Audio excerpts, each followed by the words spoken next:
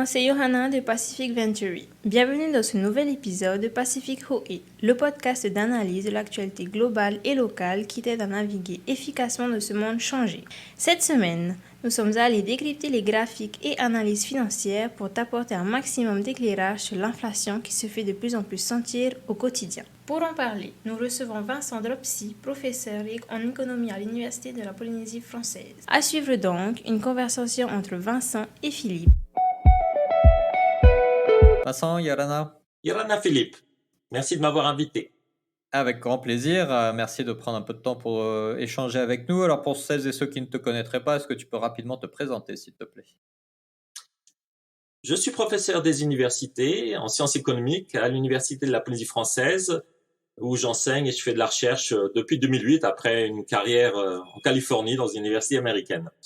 Je suis chercheur dans l'équipe GDI, Gouvernance et Développement Insulaire, et co-directeur du Centre d'études sur le tourisme en Océanie-Pacifique, le CETOP, et puis également président du comité polynésien du Conseil de coopération économique du Pacifique, le PECC. Donc, avec suffisamment de perspectives justement sur le thème d'aujourd'hui qui est l'inflation. Donc, c'est un sujet d'actualité important puisque bien évidemment, ça touche notre pouvoir d'achat en tant que consommateur. Mais au final, de quoi on parle quand on parle d'inflation? Est-ce que tu peux nous éclairer un petit peu sur ce que c'est et quelles sont les conséquences de l'inflation sur l'économie locale? Alors, les économistes définissent et estiment, mesurent l'inflation comme la variation relative en pourcentage de l'indice des prix à la consommation par rapport à une année précédente ou une période précédente.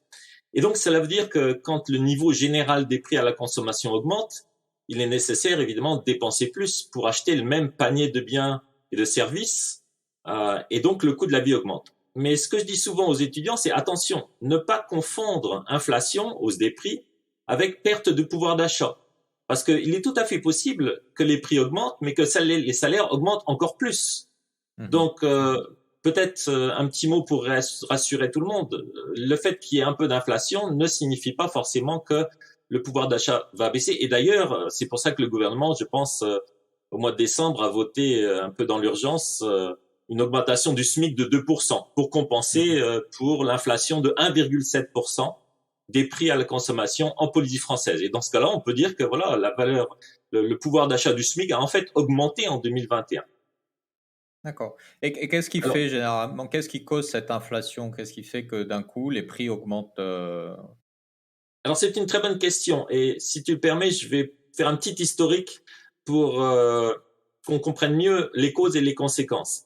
D'abord, les économistes, évidemment, ramènent tout à l'offre et la demande.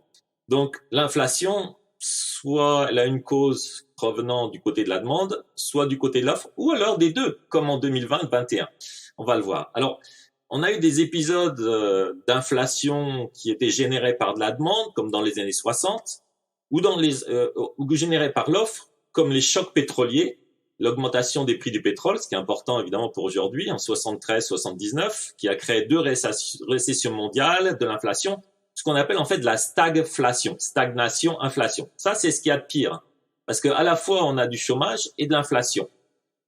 Tandis que quand on a un choc de la demande, eh bien, il y a de l'inflation, mais en même temps, le chômage baisse. Donc, c'est un choix politique entre l'inflation, plus d'inflation ou plus de chômage. Donc ça, c'est plus facile à gérer. Par contre, les chocs de l'offre, là, c'est plus délicat. Alors, ce qui s'est passé, c'est qu'on a eu un choc inverse également dans les années 80. L'inflation a chuté dans les années 80 pour 2 raisons. Parce que la demande a chuté, parce qu'il y avait une politique monétaire restrictive américaine du président de la Fed à l'époque, Paul Volcker, qui a décidé, ça suffit. On va casser l'inflation et surtout les anticipations d'inflation. Ce que les gens pensent, ils étaient trop habitués à l'inflation, on leur dit, c'est fini. Et en quelques années, il a réussi à faire chuter l'inflation à un niveau très faible, quelques pourcents, qu'on connaît en fait depuis ce temps-là, le milieu des années 80, jusqu'à 2019. Donc grâce à lui, grosso modo, non seulement aux États-Unis, mais en Europe, partout dans le monde, en fait, le problème de l'inflation a quasiment disparu pendant une vingtaine d'années. Sauf que, évidemment, est arrivé 2020, Et la crise pandémique, c'est une crise totalement inédite. Alors, je vais être court, mais c'est un choc à la fois de la demande. La demande a chuté parce qu'on a demandé évidemment aux personnes de rester chez eux, d'être confinés, donc de ne pas consommer pendant un certain temps. Et puis un choc de l'offre parce qu'on leur a dit de rester chez eux et de ne pas travailler. Donc, visiblement, baisse de la production, mais baisse de la consommation. On n'a jamais vu ça, honnêtement, dans le passé, mais on sait très bien analyser ça. Donc, la question, c'est est-ce que finalement les prix vont augmenter parce qu'il y a moins d'offres ou est-ce que les prix vont baisser parce qu'il y a moins de demandes? Bon, en 2020, en Polynésie française, la réponse est claire, d'ailleurs partout dans le monde, c'est de la déflation. C'est-à-dire que les prix ont baissé de 0,9%. Donc, le choc de la demande a été plus fort que le choc de l'offre. En fait, on a payé aussi les gens pour éventuellement compenser les pertes de salaire, etc., etc. En 2021, c'est l'inverse. On a eu un choc, évidemment, de l'offre double, puisqu'il y a eu des problèmes d'approvisionnement. Et puis, finalement, il y a eu ce choc pétrolier dont on va peut-être un peu parler, qui a fait que l'inflation a augmenté et finalement a été évaluée à 1,7% en Polynésie française et beaucoup plus aux États-Unis, aux alentours de 7% aux États-Unis, 4-5% en Europe. Donc voilà, gros choc inflationniste. Et la grande question, c'est est-ce que cette inflation va durer? Ou est-ce que tout simplement, bien, ça va disparaître une fois que les problèmes d'approvisionnement vont être terminés, une fois que la pandémie va être terminée? Et pour être honnête, je vais conclure un peu la réponse à cette question pour cela. Les économistes sont humbles et font des erreurs ou ne savent pas. Et Paul Krugman, prix Nobel, a reconnu il y a une semaine, dans un débat, qu'il s'était trompé. Il pensait vraiment que l'inflation allait disparaître très vite. Et puis maintenant, il commence à dire, peut-être que ça va rester pendant quelques années. Voilà. Donc, il faut rester humble et je suis pas sûr totalement, mais il y aura un peu d'inflation pendant quelques années. Après, le niveau de l'inflation, on ne le connaît pas aujourd'hui. C'est très difficile de prédire. Donc, encore beaucoup d'incertitudes et de manque de visibilité, quoi. Alors, en plus, oui, exactement comme tu dis, les chocs qui nous arrivent avec la guerre en Ukraine, c'est des chocs totalement imprévus. Et donc, évidemment, il est impossible de prédire ces chocs imprévus. Et donc, les conséquences. Effectivement. Alors, on va revenir sur l'Ukraine dans un moment, mais tout à l'heure, tu disais, à Tahiti, on a 1,7 d'inflation, alors qu'aux États-Unis, on est à plus de 7% d'inflation. On a tendance à dire qu'à Tahiti, on est tout au bout de la chaîne économique, puisque tout arrive chez nous et puis il n'y a pas grand-chose qui sort. Et du coup, ça paraît presque contre-intuitif de voir que l'inflation est moins importante chez nous qu'elle ne peut l'être dans les marchés émetteurs tels que les États-Unis. Donc, est-ce que notre position insulaire, finalement, impacte l'inflation et comment, du coup? Alors, tout d'abord, évidemment, il est important de remarquer qu'en tant que petite économie insulaire, nous sommes très dépendants de nos importations. Et ça, on ne pourra pas y changer, quoi que la politique soit, protectionniste plus ou moins. Honnêtement, on a un niveau incompressible quasiment d'importation. Alors peut-être pas alimentaire, mais autre. On va pas s'amuser à produire des voitures. Le pétrole, on doit l'importer, etc., etc. Donc forcément, pour donner un ordre d'idée, nos importations correspondent à peu près à 200 milliards de francs pacifiques sur une économie dont le PIB est de 600 milliards. Donc ça fait à peu près un tiers. Et donc en particulier, évidemment, on a une grosse facture de carburant. Et dès que le prix des pétroles augmente, évidemment, on le subit. Alors, on le subit, attention, parce qu'il y a un fonds de péréquation que le gouvernement a mis en place depuis des décennies, grosso modo, qui veut que les prix de l'essence, en fait, sont très stables ou sont stabilisés. Et les variations de prix des pétroles, en fait, c'est le gouvernement qui encaisse ces variations, positives ou négatives. Donc, on a de la chance, où il y a évidemment des subventions pour l'essence, pour les bateaux, etc. On a de la chance d'avoir un contrôle entre guillemets des prix de l'essence locale qui fait que voilà, on est un peu isolé du monde, ce qui n'est pas le cas aux États-Unis. Les États-Unis, dès qu'il y a le moindre choc pétrolier, immédiatement à la pompe, ça se voit. Alors il y a une deuxième raison pourquoi les États-Unis ont une inflation beaucoup plus élevée que la nôtre. C'est-à-dire que alors le président Trump d'abord et le président Biden ont tous les deux dépensé des sommes astronomiques pour d'abord limiter un peu la casse, si je puis dire, de la crise en 2020, et puis relancer très vite l'économie américaine, mais à des proportions qu'on n'avait jamais vues auparavant, genre 10% du PIB de dépenses par an. Enfin, c'est phénoménal. Et donc, la dépense a a évidemment rebondi très fortement et le chômage, en fait, est plus bas qu'il n'a jamais été depuis 20 ans aux États-Unis. C'est quand même phénoménal. Donc, le problème maintenant, c'est même pas le chômage, c'est une pénurie de main-d'œuvre. Donc, ça veut dire que deux choses. Eh bien, évidemment, les Américains achètent beaucoup, donc les prix augmentent. Et deuxièmement, les salaires vont augmenter également aux États-Unis parce qu'il y a une pénurie de main-d'œuvre. Et tu parlais à un moment dans le podcast ou dans Tehoe du fait qu'il y ait beaucoup d'Américains ou alors d'Anglais également, c'est les deux grands pays où cela se passe, finalement, qui démissionnent et qui ne reviennent pas, the Great Resignation, et qui ne reviennent pas au travail. Donc ça va nourrir probablement de l'inflation au niveau des salaires. C'est-à-dire que les employeurs devront évidemment payer leurs employés plus pour qu'ils restent au travail ou trouver de nouveaux employés. Et ça génère de l'inflation qui va probablement rester pendant un certain temps. Et ça nous dit que finalement, peut-être l'inflation n'est pas si transitoire que ça. Et peut-être pendant quelques années, on va devoir vivre avec l'inflation, ce qui n'est pas non plus une catastrophe. Tant que les salaires suivent derrière aussi, quoi. Oui, si les salaires augmentent plus vite que l'inflation, finalement, c'est pas si mauvais. Alors, je veux pas rentrer dans des trucs techniques, mais pour la politique monétaire, c'est pas non plus si mauvais que ça. Parce qu'il y a un économiste français d'ailleurs qui s'appelle Olivier Blanchard, qui était à la tête le chef économiste du FMI pendant des années, et lui recommandait une inflation à 4%. Pourquoi? Parce que aujourd'hui les taux d'intérêt sont à 0. Et les taux d'intérêt nominaux, entre guillemets, c'est pas ce qui compte, c'est les taux d'intérêt réels, c'est-à-dire le taux d'intérêt moins le coût de l'inflation. Si vous empruntez pour acheter une maison et que la valeur de la maison ou de l'appartement augmente de 4% par an, eh bien, grosso modo, ça veut dire que votre dette, elle diminue de 4% par an, sans que vous fassiez quoi que ce soit. Donc, en fait, l'inflation, ça permet à la politique monétaire d'avoir une marge de manœuvre peut-être plus élevée dans le futur, ce qui est pas si mal. Vu les chocs qu'on encaisse aujourd'hui. Donc, je vais arrêter un peu cette discussion technique, mais l'inflation, évidemment, faut la craindre, mais finalement, comme tout en économie, il y a des avantages et des désavantages. Pardon, oui, juste pour évoquer un sujet qui est forcément dans toutes les têtes et dans tous les esprits aujourd'hui, c'est bien évidemment la crise de l'Ukraine. Du coup, est-ce que ce conflit dont on n'a encore pas très bien compris ce qui se passe et on ne sait pas combien de temps ça va durer, est-ce que du coup, il va impacter cette problématique de l'inflation et s'il le fait, quels impacts on peut anticiper? Alors, évidemment, les prix du pétrole ont déjà réagi très vivement, puisqu'ils dépassent aujourd'hui les $100 à l'invasion de la Russie en Ukraine.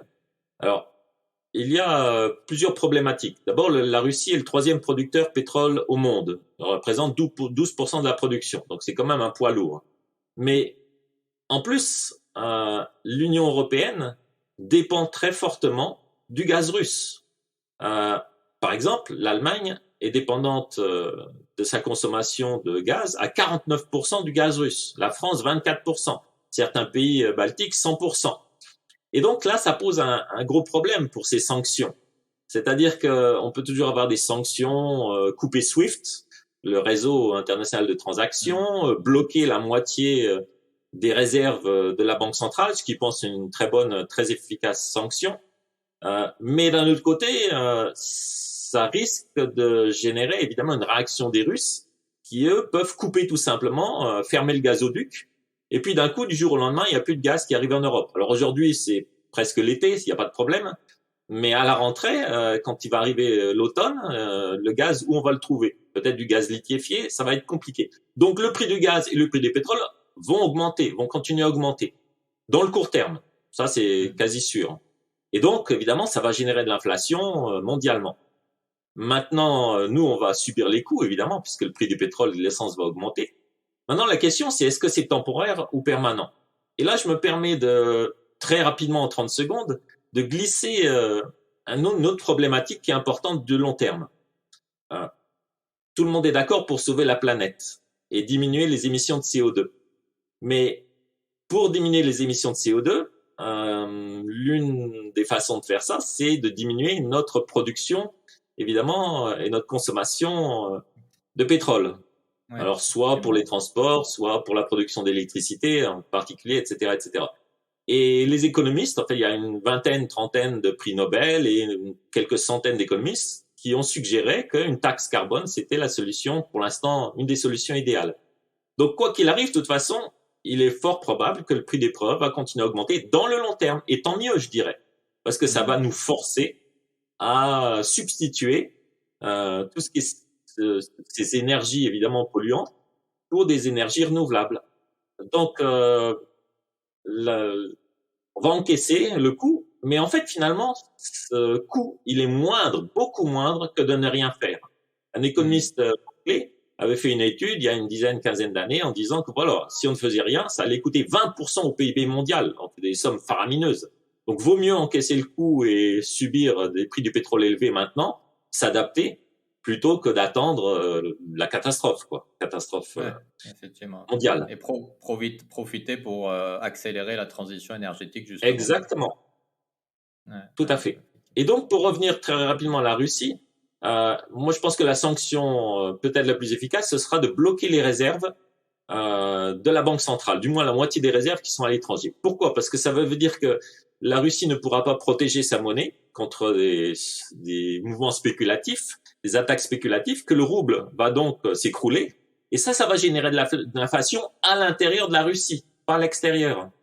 Et donc, ça va affaiblir la Russie fortement. Bon, après, on va pas discuter géopolitique, mais ça limiterait un peu les problèmes plutôt que les problèmes de gaz qui risquent aussi de créer évidemment des difficultés économiques en Europe. Oui, et donc, évidemment, potentiellement. Effectivement, il ne faut pas qu'on se tire une balle dans le pied en essayant justement de résoudre ce conflit de façon pacifique au travers des sanctions et de créer des conséquences à long terme plus graves. Voilà, tout à fait. Ouais, effectivement. Donc, pour ce qui est de l'inflation en Polynésie, l'idée, c'est peut-être regarder ce qui se passe, comparer les prix. Et il y a un site d'ailleurs de la DGAE qui s'appelle Météo des prix où eh bien, les consommateurs et consommatrices polynésiennes peuvent aller faire jouer la concurrence et regarder de magasin en magasin combien ça coûte et acheter le moins cher peut-être. Pour l'instant, on ne contrôle pas la conjoncture internationale, c'est évident, ni les prix du pétrole, ni etc., ni tout ce qu'on importe. Quant à produire localement, on peut pas le faire du jour au lendemain et c'est un peu illusoire. Hein. On va jamais produire du pétrole, donc je pense que la solution c'est de faire jouer la concurrence de plus en plus.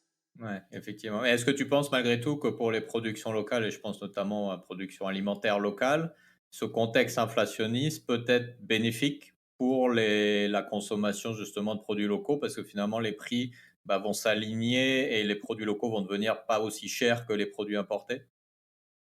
Alors, c'était une très bonne question parce que pourquoi les produits internationaux finalement sont chers? Pourquoi notre coût de la vie est cher?